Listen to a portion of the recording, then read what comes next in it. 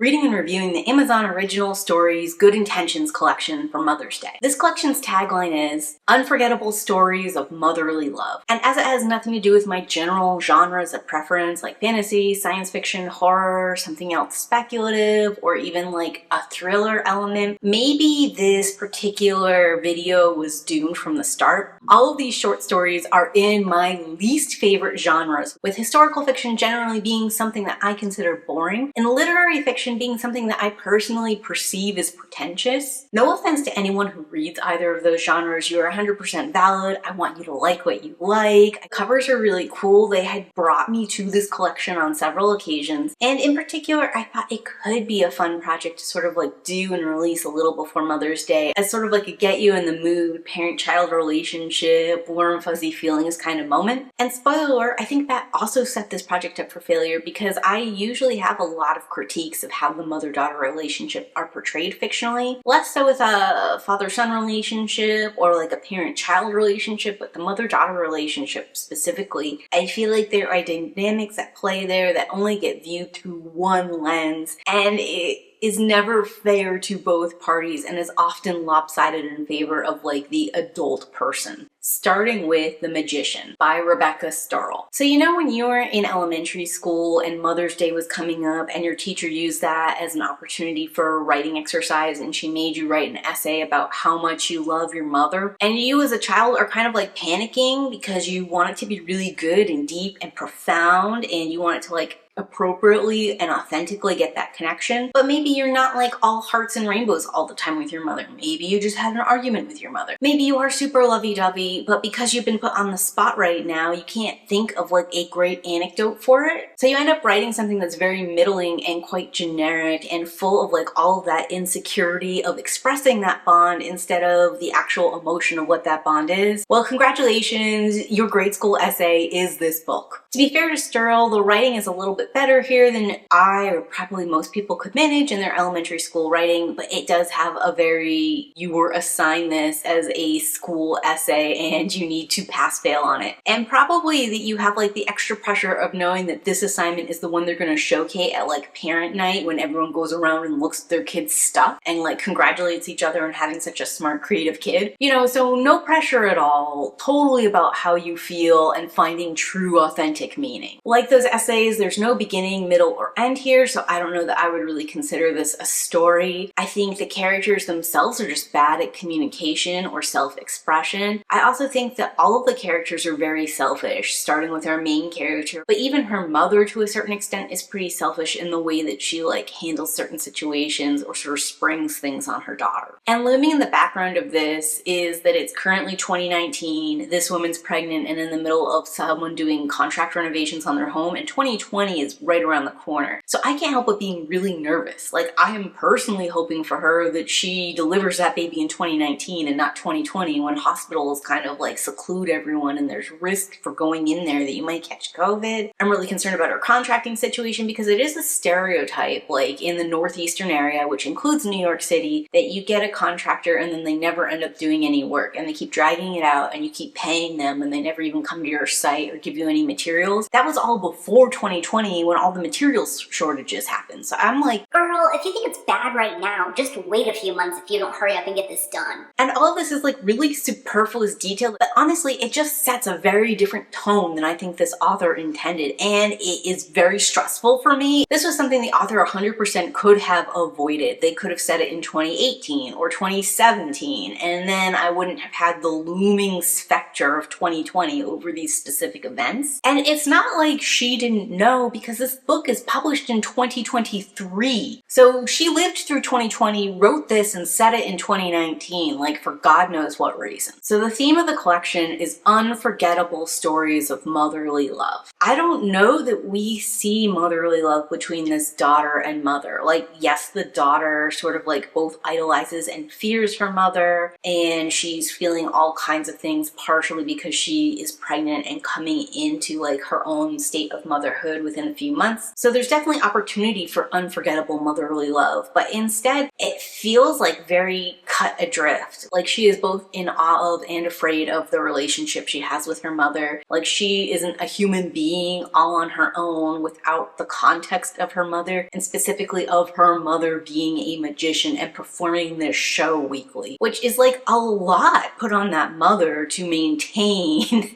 so that her daughter can have an identity. You're an adult who got married and is pregnant and you still have no sense of self outside of the context of your mother. Maybe it's just that I can't relate to what this story is trying to tell me. I think it's a super weak entry point into the collection. Of all of them, I think it's one of the better ones to read in honor of Mother's Day because it is just a child honoring and loving their mother. And some of these other stories are a lot more traumatic, but I don't know that I would read it for its own merits. Moving me into Poppy Story by Kristina McMorris. This one is historical fiction, and I do think it actually benefits from being set in history because it is about a woman who's pregnant and she is dealing with a lot of insecurity about whether or not she'll be a good mother because she was adopted and abandoned by her biological mother. So she's having like this nurture versus nature moment, this really deep-seated fear that maybe she was never intended to be a mother and will be incapable or like prone to abandonment like her own mother abandoned her. And we do get to like examine some of the subtle ways that this was set up. Like she gets adopted as a child, but a slightly older child, so she remembers her time in the orphanage. She feels very grateful for the family that adopted her. That family wanted to hide the fact that she was adopted and kind of heavily imply she was a biological child. They went so far as to move out of state and get a fresh start somewhere else so it would be easier to keep this charade up. While they did truly love Poppy, unfortunately, like this kind of secret sort of implied that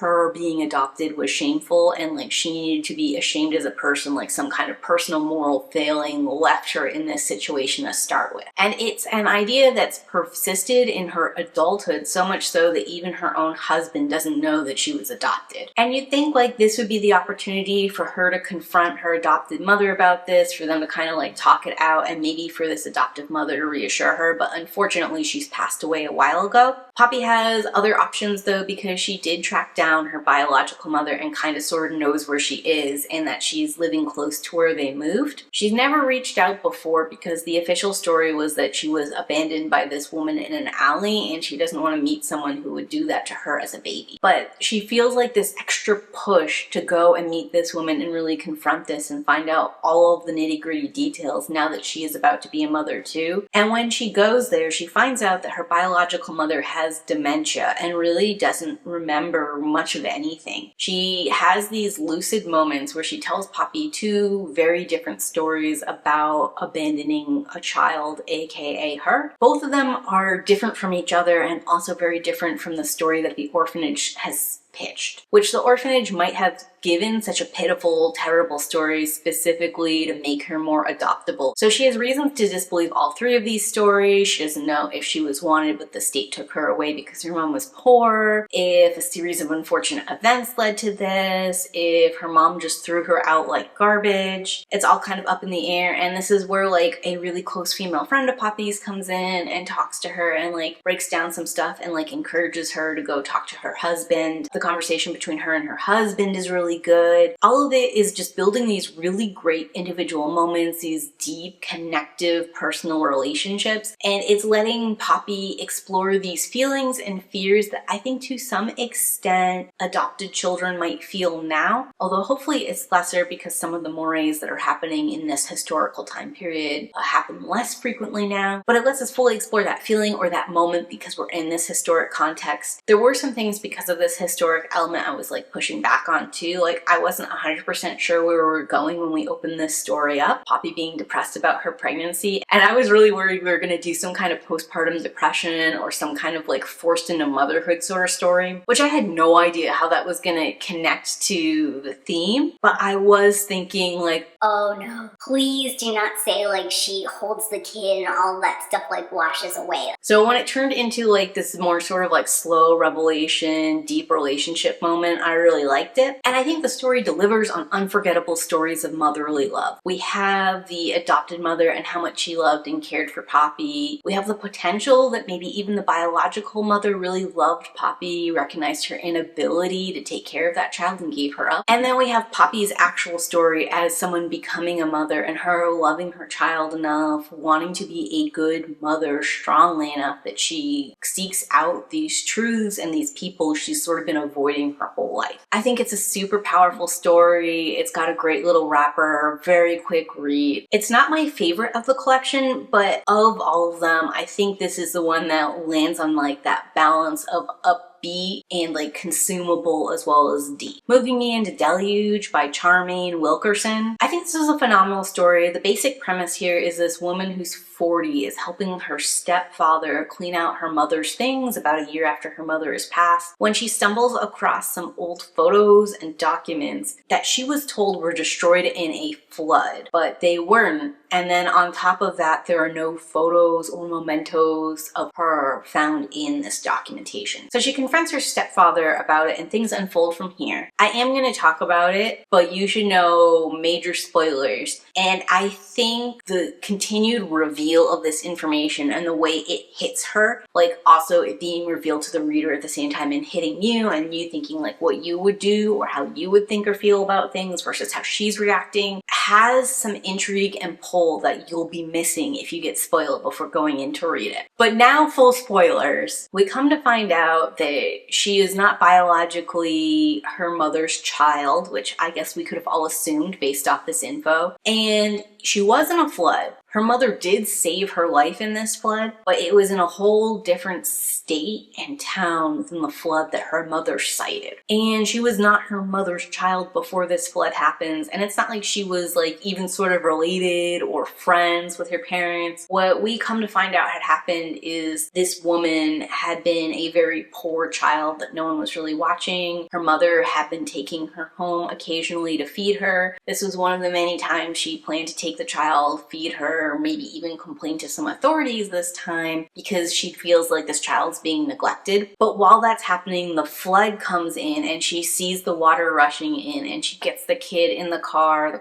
won't start, and the two of them like hoof it out of there as the water is rushing in and presumably killing her biological family. It's a little bit of a question mark whether or not her biological mother, father, and brother are alive or dead because their bodies were never recovered, just like her body was never recovered, and everyone has kind of assumed that all of them had died, you know, at ground zero in the flood. But since she is alive, it does raise questions about the rest of the family that don't get answered. She reconnects with blood relatives, but it's not her immediate family. And this woman is really angry about the entire situation because it wasn't handled in a legal way, because her mother, her father, and eventually her stepfather all knew this information about her that she didn't know. She was like denied an opportunity to get to know these people or get to know herself in this kind of way.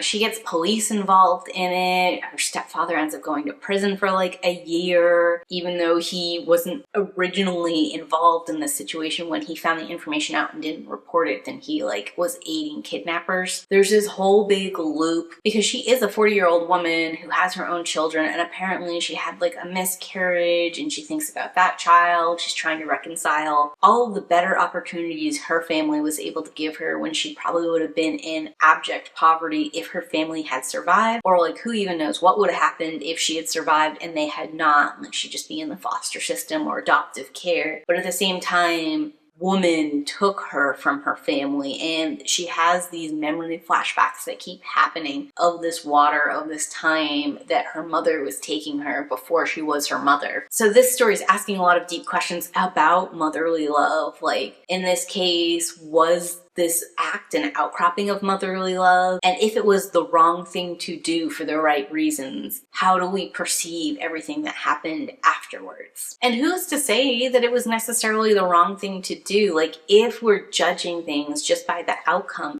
this woman had a wonderful life with her mother and her father. They eventually separated. She still saw her father every weekend, has great fond memories of him like soccer playing and stuff like that, until he has a heart attack. She gets a second chance at a father with the stepfather, who he says to call Steppy, so as not to like take the place of her actual father. And their relationship is really loving and great until she finds this information out. Even as she is arguing with the stepfather, even as she is charging him and putting him in jail, she's also getting a lawyer for this stepfather to defend himself against the charges she brought against him. Her kids are still visiting him and his house. Like, there's all these overlapping, interconnected elements that are like both tragedy and wrongdoing and like kindness, caring, and like family and unity. It's probably too sad to read on Mother's Day proper, especially if you're looking for that traditional motherhood celebration, but I do think there's like a triumph of human spirit, of self-discovery, and of like people reaching out, choosing each other, and choosing community that you could find here in this story. Leading Me to the Road Home by Kristin, Harmel. I think this is a manipulative story, and on that principle alone, I don't like it. It's set immediately after World War II in France, and we come to find out this woman and presumably her daughter is actually a woman who's harboring a Jewish child, and while her father died in the war, her mother's returned from the camps and wants her daughter back.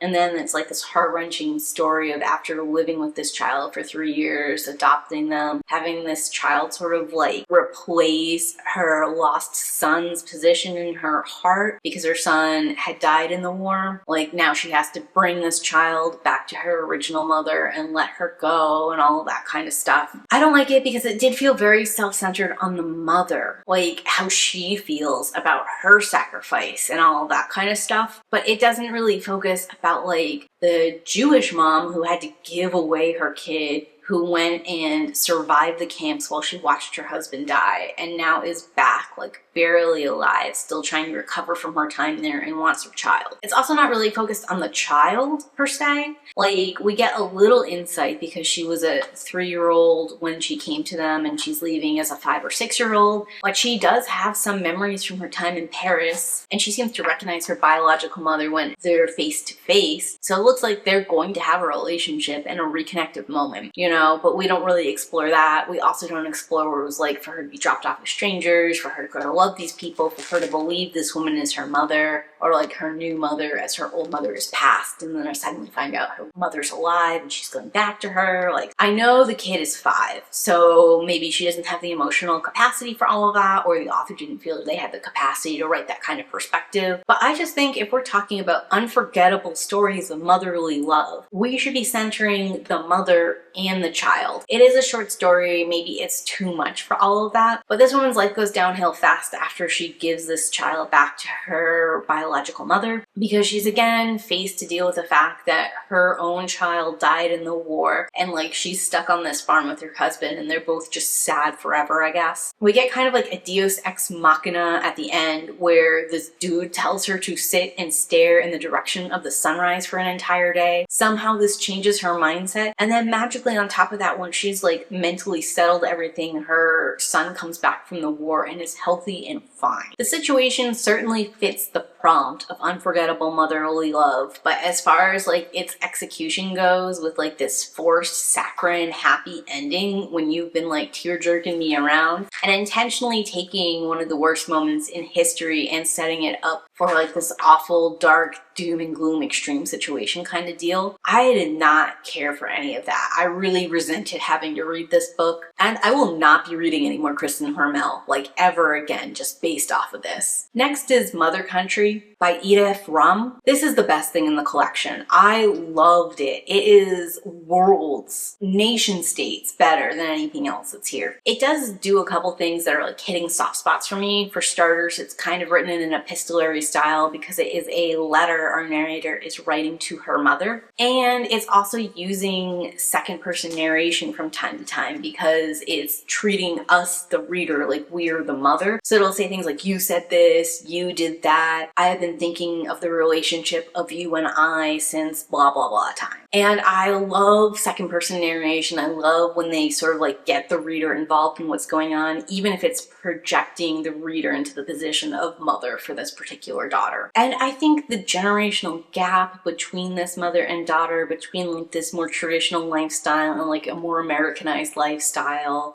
is very universal. It shows all these conflicted feelings between the daughter and the mother, what the daughter wants her relationship with her mother to be, maybe what the mother wants to, or like the mother's expectations, or the mother giving up on those expectations. There's an acknowledgement from the daughter that yes, her mother went through some like extreme and horrible things that her mother has sacrificed for her, and she wants to honor those things, but she also wants to talk about how those sacrifices and how those moments have hurt her historically, and how she wanted these other things in their relationship, how many times she wanted to talk to her mother or confide in her, how she wanted this woman to be proud of her and like happy for her, how she wanted to be happy and proud in herself and couldn't be. It's just a very complicated, beautiful layering of a bunch of things, and every time I felt like it was starting to get a little too self-centered, a little too mean, a little too blamey, pulled back and acknowledged itself. And I love that kind of level of self-awareness in the writing too. It's not entirely fair to the mother. I think it's obviously a little bit more lopsided to the daughter versus towards the mother, but I think it does its very best to give like significant grace to the mother, and to like depict the mother in a way where like it's not like she was deriving joy from the situation she was in. Like her mom was lonely, her mom was miserable, her mom needed things too, and there was no one giving them to her. It's like a generational denial of basic human needs that we need for like connection, community, family, happiness. I was so wrapped up and involved in this story that the obvious ending actually hit me like a gut punch and was just like so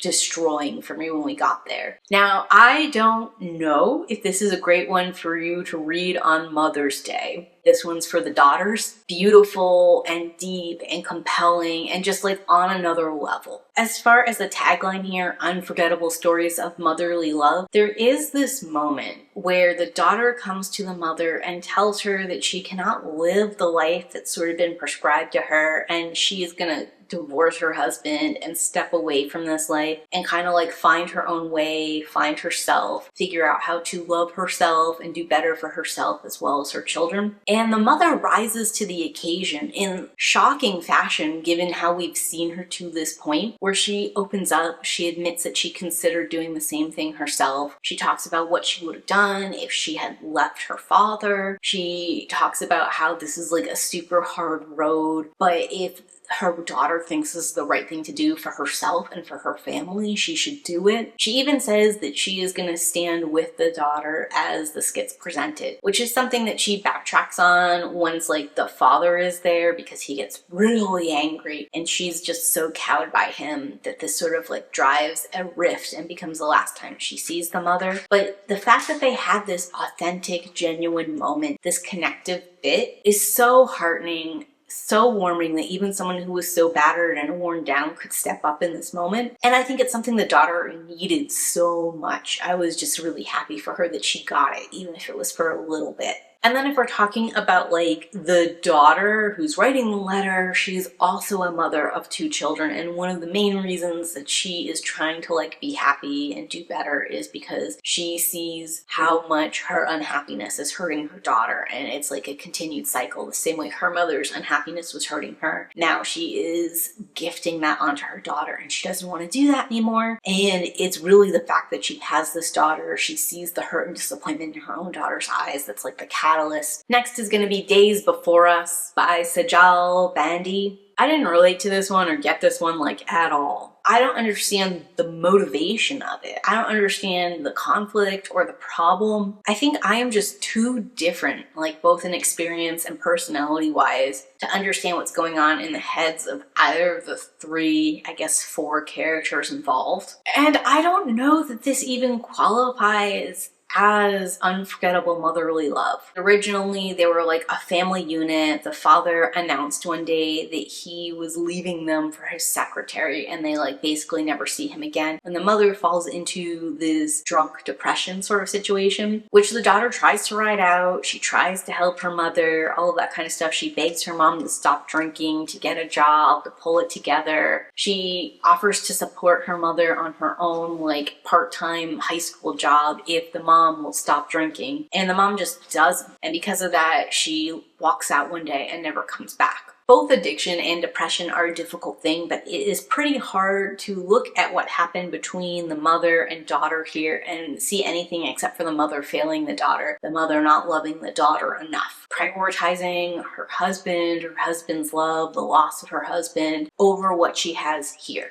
which is still family. Now, yes, the mother does eventually get sober and wants to reunite with the daughter. I don't know if I qualify this as unforgettable family love in that connection there. I see that they do sort of kind of start the beginning of a reconciliation. But I mean, part of how they do that reconciliation is by acknowledging that the mother didn't really act as if she was loving to the daughter in that moment, or act as if they had both lost the father in that moment. So the other parent-child relationship we can look at here is we find out the main character is pregnant. It's really early days, but her and her husband are in a 6-month back and forth argument, and it looks like they're gonna separate. And I could never understand what they were arguing about, why they were going to separate over it, any of that, because we're told that they're very happy together. We're told that she loves him. So what are we fighting about? I don't know. Anyways, she decides she's not going to tell him about the baby for a little bit because she doesn't want to trap him in the marriage. But again, this is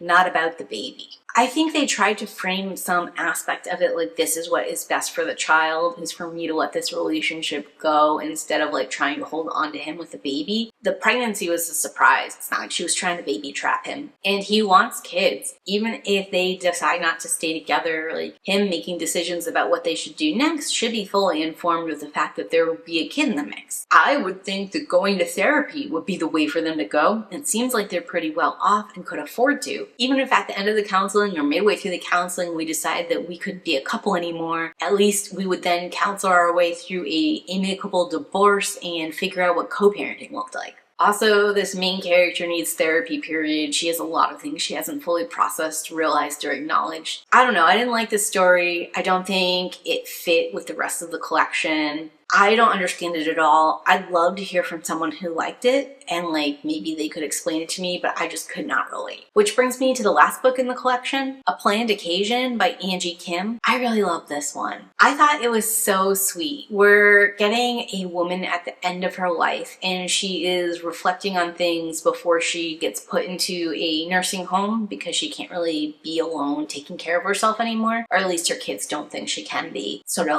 up for the debate whether or not she's sort of being pressured into the home. It's not what the story's about. But while she's packing and stuff, she finds this picnic basket, which was actually a wedding present from her mother that signified that she accepted her marriage to this American man and was meant for them to go on picnics together. And it was really fancy and extravagant, Western, and very different from the Korean heritage and the way her mom usually picked things out. I think it was also supposed to be a nod to the fact that the husband was really trying to pick up conversational Korean and understand the specific sect of Buddhism the mom was part of, and he could make certain Korean dishes and stuff like that. So it was a even cultural exchange in some ways. So the existence of the basket itself is sweet. The way the husband keeps trying to convince her to have this picnic that they never have before his passing was also really cute. It was sort of cute to see her sort of in her own head admonishing herself for not just going with the flow. I felt like it was a great reminder about being in the moment, how there's never going to be a perfect or right moment, and how things are there and meant to be used. You shouldn't just be holding on to them and worrying over them. Then we hit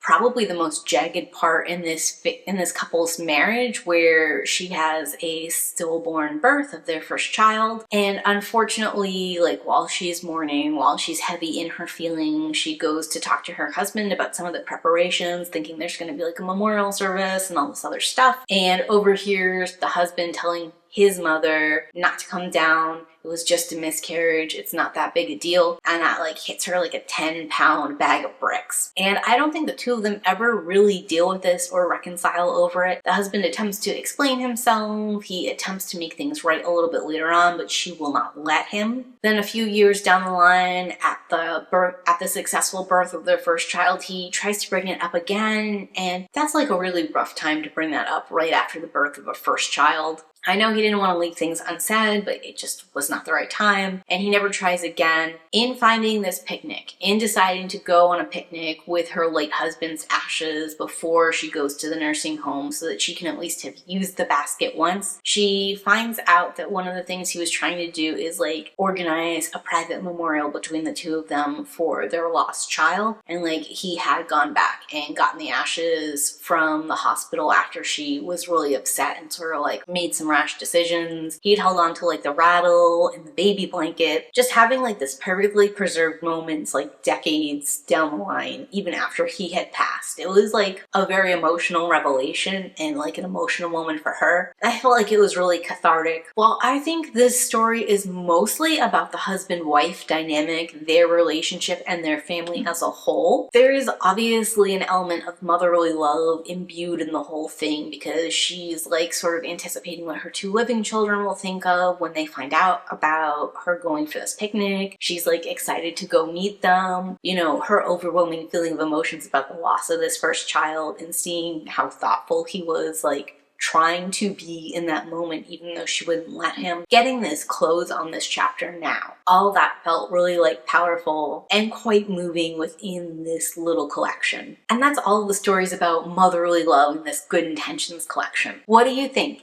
Would you read any of these on Mother's Day as like a little celebration? And if you have read these stories, tell me which one was your favorite in those comments down below. And if you're this far in the video, the secret emoji is going to be a heart emoji. And as always, keep reading.